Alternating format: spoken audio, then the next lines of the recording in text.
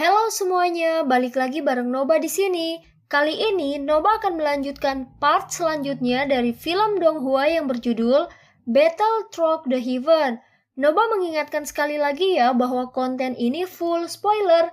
Tanpa lama-lama lagi, yuk langsung aja kita masuk ke isi ceritanya. 大漠才能磨灰，尊心少悲。少年泪，清风随，似流岁。 Melanjutkan dari cerita sebelumnya. Anda bintang 5 Daozun benar-benar berani datang ke kolam petir ini, ucap sosok itu. Soyan hampir muntah darah saat mendengar suara ini. Dia berlatih dengan susah payah namun orang ini telah meremehkannya. Cahaya perak berkedip di bawah kaki Soyan. Dia bergegas ke depan dengan seluruh kekuatannya. Sudut matanya melirik sosok manusia di sampingnya. Pemilik sosok itu tampak cukup tua. Wajahnya ditutupi jubah yang sebagian besar compang-camping. Jelas itu dihancurkan oleh petir 10 warna. Hal yang mengejutkan adalah orang ini tidak menderita luka serius. Orang tua ini jelas bukan orang biasa. Saya ingin tahu dari mana ahli tersembunyi ini berasal, ucap dalam hati Soyan. Sementara Soyan tenggelam dalam pikirannya, sosok orang tua itu berkata kepada Soyan, petir sialan di belakang itu benar-benar terlalu cepat. Anak kecil, orang tua ini harus pergi dulu, ucap orang tua itu. Setelah orang itu berbicara, dia sudah muncul beberapa 1000 meter jauhnya meninggalkan Soyan. Soyan tercengang saat melihat sosok ini melarikan diri sesuai keinginannya. Dia mengatupkan giginya dan punggungnya gemetar. Sayap tulang memanjang di belakangnya. Sayapnya mengepak dan kecepatannya tiba-tiba melonjak. Dalam beberapa kilatan, dia muncul dari jarak yang sangat jauh. Setelah itu dia hanya melarikan diri tanpa menoleh. Setelah melepaskan kecepatannya hingga batasnya sepanjang perjalanan ini, Soyan secara bertahap lolos dari petir hitam pekat. Namun dia tidak berani memperlambat. Soyan mengangkat kepalanya untuk melihat sekilas. Dia melihat bahwa dia berada di dekat tepi kolam petir. Dia meningkatkan kecepatannya dan melesat keluar dari kolam petir yang bergemuruh. Soyan terengah-engah setelah keluar dari kolam petir. Ketakutan terus membayang di wajahnya. Setelah mulai tenang, ekspresi Soyan berangsur-angsur pulih saat dia bergumam pada dirinya sendiri. Tidak terduga bahwa kolam petir tidak seaman yang saya bayangkan. Pasti ada sesuatu yang menakutkan di bagian terdalam. Kalau tidak, orang tua itu tidak akan melompat ketakutan, ucap Soyan. Suara Soyan baru saja terdengar ketika sebuah suara ditransmisikan di samping telinganya, menyebabkan dia terkejut. Soyan buru-buru mengangkat kepalanya, hanya untuk melihat lelaki tua itu tergantung di depannya. Mata lelaki tua itu mengawasinya. Apakah itu benar? Anda pikir hal-hal itu menyebabkan orang tua ini melompat ketakutan? Jika saya tidak tahu bahwa melakukan sesuatu akan menimbulkan kerusuhan di dalam kolam petir ini, saya yang lama akan sudah menghancurkan mereka, ucap orang tua itu. Mulut Soyan berkedut saat melihat pria tua ini. Namun karena kekuatan menakutkan orang tua itu, dia hanya bisa menelan kutukan di mulutnya. Dia mengubah topik dan bertanya, apakah Anda tahu apa itu? Ucap Soyan. Sekelompok monster petir yang memiliki kecerdasan, ucap pria itu. Soyan mengerutkan alisnya saat mendengar penjelasan ini. Mata Soyan melihat orang tua ini yang tampak menyedihkan. Tidak terduga dia bertemu dengan ahli hebat di alam kosong ini. Hahaha, anak kecil, kamu cukup cepat. Awalnya saya berpikir untuk membantu Anda, tetapi Anda tiba-tiba melarikan diri, ucap pria itu. Aku hanya beruntung, ucap Soyan. Anak kecil, makhluk hidup yang jauh di dalam kolam petir ini sangat aneh. Mereka semua terbentuk dari petir. Jika seseorang dapat menyerapnya, itu akan sangat bagus. Tampaknya kecepatan Anda cukup baik. Mengapa kita berdua tidak bergandengan tangan dan memasuki wilayah yang dalam untuk bersenang-senang? Ucap orang tua itu. Masuk ke bagian yang dalam? Lelucon macam apa ini? Hanya satu petir hitam akan sudah bisa membunuhku. Saya tidak akan lagi melangkah ke tempat itu bahkan jika dipukuli sampai mati. Ucap Soyan. Keberanian anak muda zaman sekarang benar-benar tidak ada. Namun ini adalah takdir yang kita temui. Nama saya Mang. Namun sepertinya anak kecil sepertimu tidak akan tahu namaku. Ucap orang yang disebut Mang. Soyan berpikir sejenak, tetapi tidak menyadari ahli hebat seperti ini. Sepertinya para ahli sejati dari wilayah dataran tengah tidak menonjolkan diri. Melihat Soyan benar-benar tidak mengenalinya, lelaki tua bermarga Mang ini berkata, "Generasi muda yang bodoh," ucap Mang tua.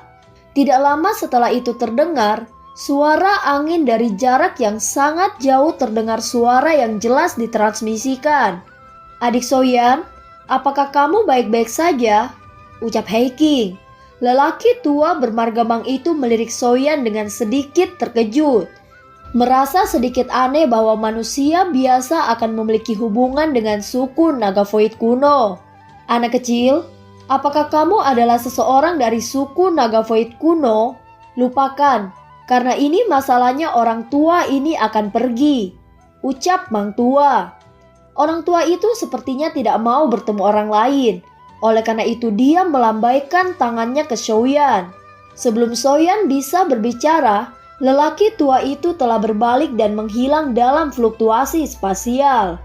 Soyan tak berdaya saat melihat lelaki tua itu menghilang begitu cepat. Dia menoleh dan melihat Heiking yang mendekat. Heiking menghela nafas lega dan berbicara ketika dia melihat Soyan aman. "Akhirnya aku menemukanmu. Untungnya tubuhmu memiliki segel naga yang diberikan Kaisar Naga Agung padamu. Kalau tidak akan mudah menemukanmu," ucap Heiking. Soyan tersenyum.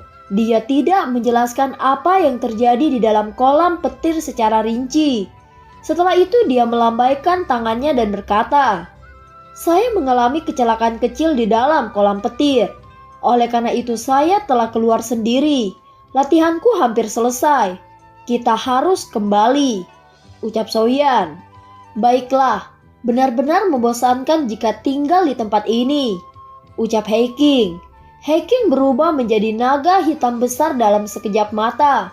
Soyan segera duduk di kepala naga besar. Setelah itu raungan naga bergema dan sosok cahaya berubah menjadi kilatan yang bergegas pergi.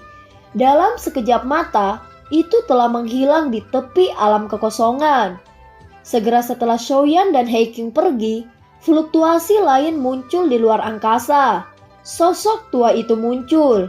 Itu adalah lelaki tua dengan nama keluarga Mang dari sebelumnya. Pada saat ini dia mengerutkan kening saat dia melihat ke arah di mana Soyan pergi. Ia seperti sedang memikirkan sesuatu. "Soyan, nama ini tampak sedikit akrab," ucap Mang tua. Soyan menemukan bahwa suasana Pulau Naga Kuno telah berubah ketika dia kembali. Ada juga aura yang jauh lebih tersembunyi di pulau itu. Penemuan semacam ini menyebabkan hati Soyan merasa sedikit terpesona. Aura kuat ini kemungkinan adalah para tetua dari suku Naga Void kuno yang telah berlatih di alam kosong. Penatua Zuli muncul di depan Soyan dan Heiking setelah mereka berdua memasuki Pulau Naga Timur. Dia tersenyum pada Soyan saat dia berbicara. "Hahaha, teman kecil Soyan, kamu akhirnya kembali. Kolam petir ranah kosong terlalu berbahaya. Saya takut bahwa beberapa kecelakaan mungkin terjadi pada Anda di sana," ucap Penatua Zuli. "Terima kasih atas perhatian Anda, Penatua Zuli," ucap Soyan. Soyan tersenyum. Dia menangkupkan tangannya ke Penatua Zuli dan melirik ke belakang. Ada dua sesepuh di sana. Kedua sesepuh ini adalah orang-orang yang belum pernah dilihat Soyan sebelumnya. Namun Soyan mengerti dari aura samar mereka bahwa kekuatan mereka kemungkinan adalah bintang 8 dauzun atau lebih tinggi. "Hahaha, Keduanya adalah sesepuh dalam suku naga kuno saya. Namun mereka telah berlatih di alam kosong di masa lalu dan baru saja kembali. Ucap Penatua Zuli. Salam untuk kedua sesepuh, ucap Soyan. Sebuah teriakan gembira ditransmisikan dari bawah saat Soyan sedang mengobrol dengan kelompok Penatua Zuli. Tuan muda Soyan, ucap King Lin. Soyan kaget saat melihat gadis cantik ini muncul di hadapannya. Dia dengan gembira bertanya, King Lin, kamu telah keluar dari retretmu, ucap Soyan. Iya, ini semua berkat aura naga di dalam makam naga kuno. Selain itu beberapa tetua naga kuno membantu saya. Baru pada saat itulah jiwa ular surgawi berkepala 9 saya sempurnakan, ucap King Lin. Hahaha, ular surgawi berkepala 9 di dalam tubuh King Lin belum sepenuhnya disempurnakan. Namun itu tidak akan bisa berbuat banyak setelah ini. Dan cepat atau lambat akan disempurnakan oleh King Lin, ucap Penatua Zuli. Mata Soyan melirik tubuh King Lin. Alisnya segera terangkat karena dia telah menemukan bahwa King Lin saat ini sedikit lebih kuat darinya. Daozun bintang 6, ucap Soyan. King Lin mengangguk. Dia tanpa sadar tertawa dengan suara yang indah ketika dia melihat wajah Soyan yang agak tak berdaya. Penatua Zuli membelai janggutnya dan dia berbicara. Tidak perlu tertekan. Triple Jade Greensnake adalah murid misterius teratas di dunia. Dia mungkin satu-satunya di seluruh benua yang memilikinya. Selain itu, kemungkinan hanya satu jiwa ular surgawi berkepala 9 yang tersisa di dunia. Jika salah satu dari dua hal ini hilang, tidak mungkin kekuatan King Lin melonjak. Apalagi dia hanya akan mendapatkan kesempatan seperti itu sekali, ucap Penatua Zuli. Soyan dengan pahit tertawa dan mengangguk. Dia secara alami mengerti bahwa peningkatan kekuatan seperti itu akan membutuhkan banyak kondisi yang sangat keras. Dengan kekuatan bintang 6 King Lin saat ini bersama dengan kekuatan Triple Jade Greensnake, kemungkinan dia bahkan bisa bertarung dengan Daozun bintang 7. Selain itu, kemampuan penyegelan ular dari Triple Jade Greensnake pasti telah diperkuat. Saat ini dia bahkan mungkin memiliki kekuatan untuk menyegel ahli bintang 7 Daozun dari suku ular, ucap dalam hati Soyan. Soyan menghela nafas. Hatinya telah mendapatkan pemahaman yang lebih dalam tentang Triple Jade Greensnake. Sepasang mata seperti itu memang layak menjadi yang teratas di benua. Soyan merenung sejenak sebelum mengubah topik untuk mengajukan pertanyaan.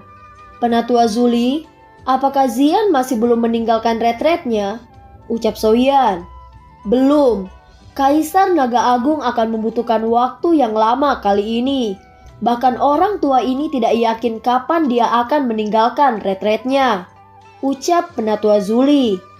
Kalau begitu aku tidak akan bisa tinggal di sini lebih lama lagi. Saya telah pergi terlalu lama. Guru mungkin khawatir jika saya terus berada di luar, ucap Soyan. Penatua Zuli tidak menghentikan Soyan setelah melihat bahwa dia berniat untuk pergi. Suasana Pulau Naga Timur saat ini cukup bahaya. Itu waspada diserang oleh 3 kepulauan naga besar lainnya. Tidak aman bagi Soyan untuk tetap di sini.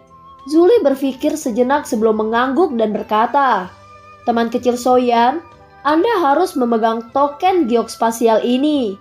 Anda dapat menghancurkannya jika Anda ingin datang ke Pulau Naga Timur saya. Kekuatan spasial di dalamnya akan membentuk terowongan spasial dan membawamu ke sini, ucap Penatua Zuli. Soyan tidak menolak hadiah ini. Token geospasial semacam ini adalah sesuatu yang hanya bisa dibuat oleh seorang ahli di kelas Banseng. Soyan menangkupkan tangannya kepada Penatua Zuli dan berbicara sambil tersenyum. Kalau begitu, Soyan tidak akan tinggal lebih lama lagi. Jika ada masalah di masa depan, saya akan melakukan yang terbaik untuk membantu selama itu dalam kemampuan saya, ucap Soyan.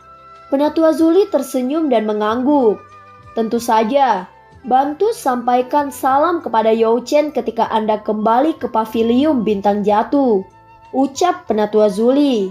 Haiking di samping melambaikan tangannya ketika dia melihat anggukan itu. "Adik Soyan, ayo," ucap Haiking. Soyan tersenyum. Dia sekali lagi menangkupkan tangannya ke beberapa orang.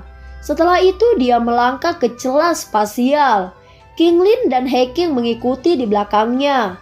Retakan spasial perlahan menghilang setelah mereka bertiga memasukinya. Ada beberapa auman binatang ajaib yang dalam bergema di atas pegunungan hijau subur. Garis retakan tiba-tiba muncul di angkasa di tengah raungan yang menyebar ini. Segera 3 sosok manusia perlahan berjalan keluar. Secara alami mereka adalah trio Soyan yang baru saja meninggalkan Pulau Naga Timur. Soyan melihat pegunungan tak berujung dan tanah yang membentang ke kejauhan saat dia melangkah keluar dari celah spasial. Setelah itu dia mengangkat kepalanya untuk melihat langit yang biru. Dia tanpa sadar menghembuskan nafas lembut dibandingkan dengan alam kosong yang tak berujung. "Adik Soyan, kamu akan mencapai pavilion bintang jatuh dalam waktu kurang dari setengah hari jika kamu menuju utara dari sini. Karena situasiku di dalam suku, saya harus buru-buru untuk kembali. Oleh karena itu saya tidak akan dapat secara pribadi mengantar Anda berdua kembali ke pavilion bintang jatuh," ucap Haiking. "Aku telah merepotkan kakak laki-laki Haiking," ucap Soyan.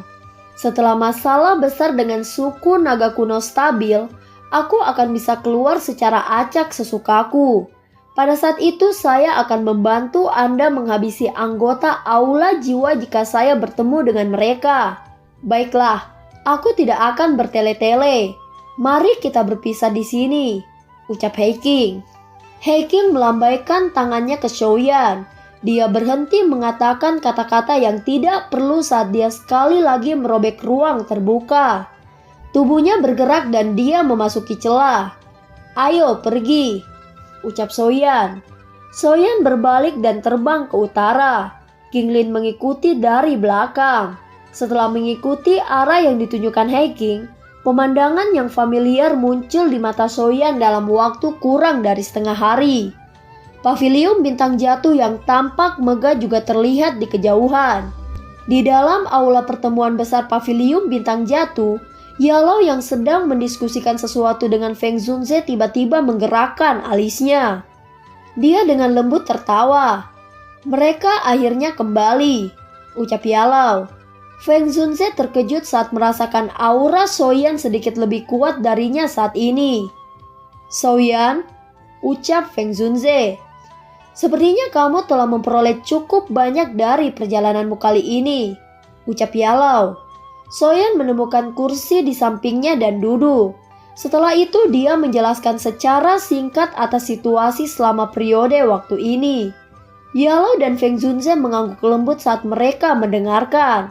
"Tidak terduga kamu bisa berkomunikasi dengan suku naga Void kuno.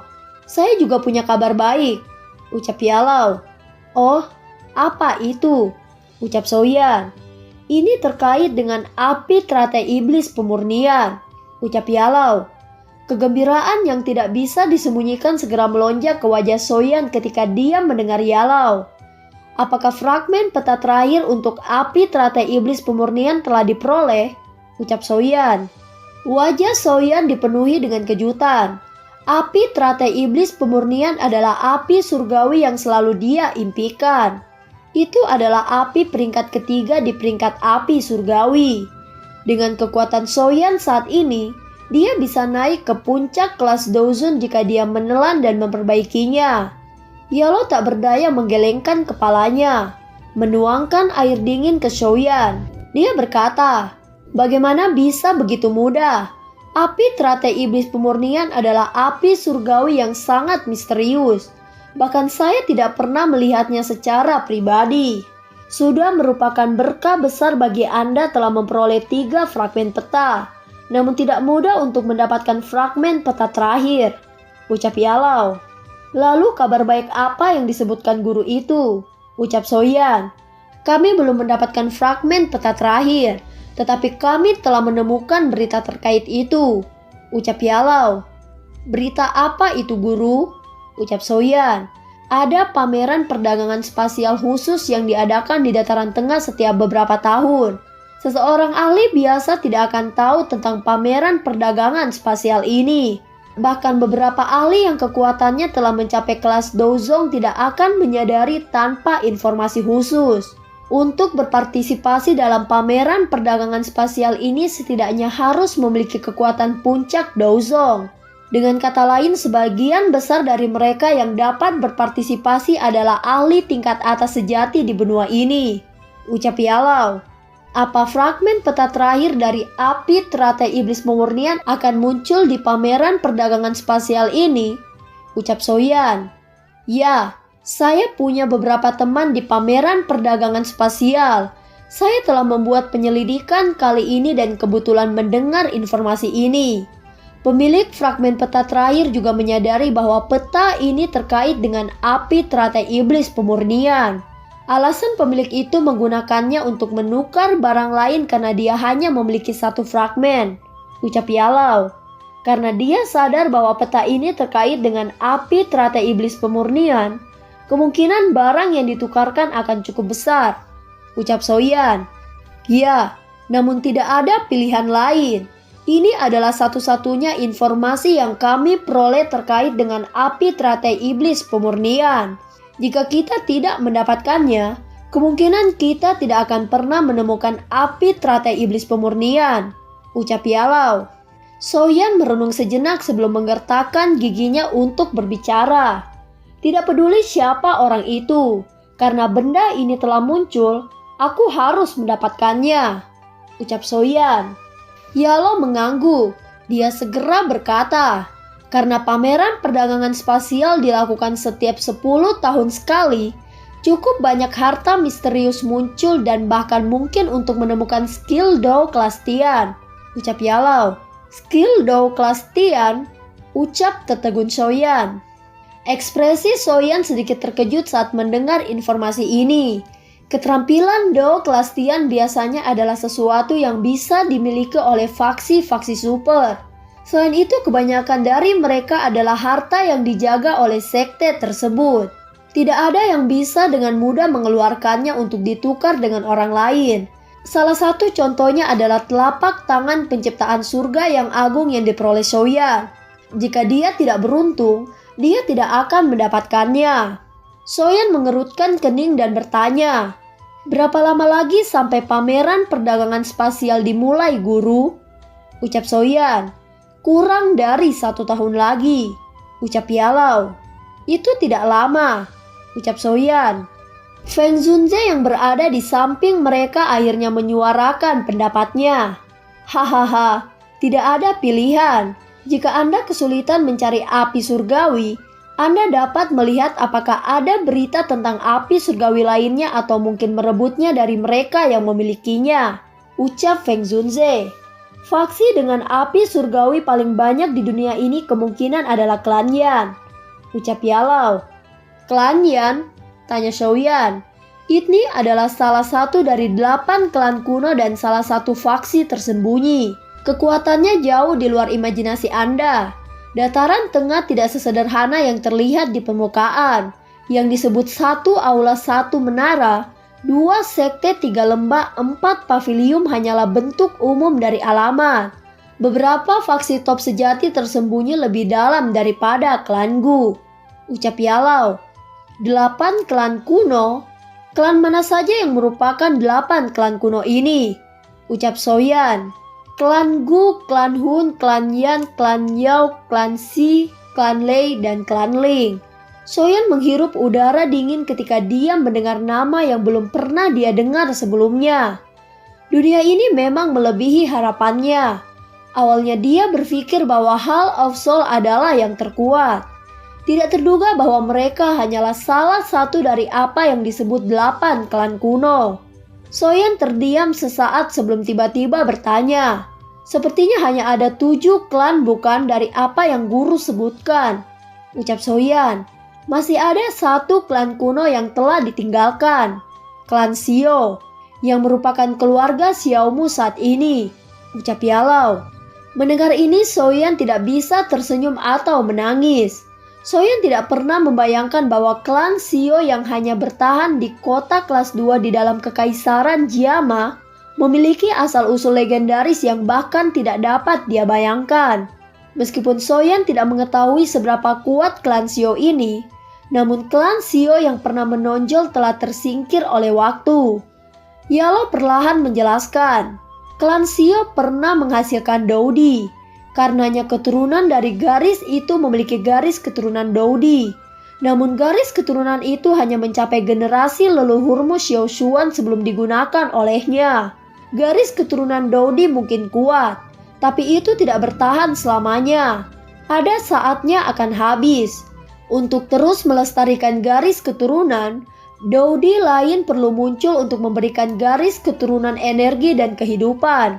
Sayangnya klan Shio tidak pernah mempersiapkan Doudi elit. Yang terkuat hanyalah leluhurmu Xiao Xuan. Demikian pula tindakannya mempertaruhkan semuanya. Masih belum cukup untuk menyelamatkan klan Shio yang menurun ini. Sekarang apa yang disebut garis keturunan Doudi dari klan Shio telah menghilang. Saya tidak pernah merasakan garis keturunan Doudi sedikit pun di tubuh Anda, ucap Yalo. Soyeon mengangguk. Selama tahun-tahun pelatihan ini, dia mengandalkan dirinya sendiri selama melakukan terobosan. Yalo menepuk bahu Soyeon dan berbicara dengan tatapan yang lembut. Hahaha, tidak perlu memikirkan beban di hatimu, karena kamu tidak membutuhkan garis keturunan Doudi dengan kekuatanmu.